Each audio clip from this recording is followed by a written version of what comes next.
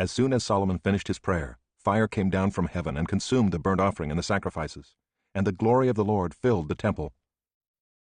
And the priests could not enter the house of the Lord because the glory of the Lord filled the Lord's house. When all the people of Israel saw the fire come down and the glory of the Lord on the temple, they bowed down with their faces to the ground on the pavement, and worshipped and gave thanks to the Lord, saying, "For he is good, for his steadfast love endures forever." Then the king and all the people offered sacrifice before the Lord. King Solomon offered as a sacrifice 22,000 oxen and 120,000 sheep. So the king and all the people dedicated the house of God. The priests stood at their posts, the Levites also with the instruments for music to the Lord that King David had made for giving thanks to the Lord, for his steadfast love endures forever. Whenever David offered praises by their ministry, opposite them the priests sounded trumpets, and all Israel stood. And Solomon consecrated the middle of the court that was before the house of the Lord, for there he offered the burnt offering and the fat of the peace offerings, because the bronze altar Solomon had made could not hold the burnt offering and the grain offering and the fat. At that time Solomon held the feast for 7 days, and all Israel with him, a very great assembly, from Lebo-Hamath to the brook of Egypt.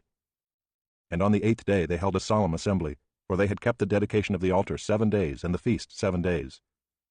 On the 23rd day of the 7th month he sent the people away to their homes, joyful and glad of heart, for the prosperity that the Lord had granted to David and to Solomon and to Israel his people. Thus Solomon finished the house of the Lord and the king's house. All that Solomon had planned to do in the house of the Lord and in his own house, he successfully accomplished. Then the Lord appeared to Solomon in the night and said to him, "I have heard your prayer and have chosen this place for myself as a house of sacrifice. When I shut up the heavens so that there is no rain, or command the locust to devour the land, or send pestilence among my people, if my people who are called by my name humble themselves, and pray and seek my face, and turn from their wicked ways, then I will hear from heaven, and will forgive their sin and heal their land. Now my eyes will be open and my ears attentive to the prayer that is made in this place. For now I have chosen and consecrated this house that my name may be there forever. My eyes and my heart will be there for all time.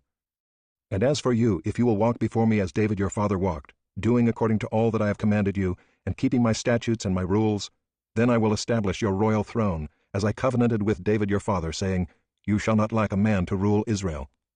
But if you turn aside and forsake my statutes and my commandments that I have set before you, and go and serve other gods and worship them, then I will pluck you up from my land that I have given you, and this house that I have consecrated for my name I will cast out of my sight, and I will make it a proverb and a byword among all peoples.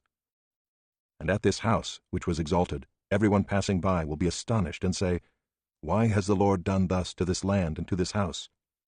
Then they will say, Because they abandoned the Lord, the God of their fathers, who brought them out of the land of Egypt, and laid hold on other gods, and worshipped them and served them. Therefore he has brought all this disaster on them.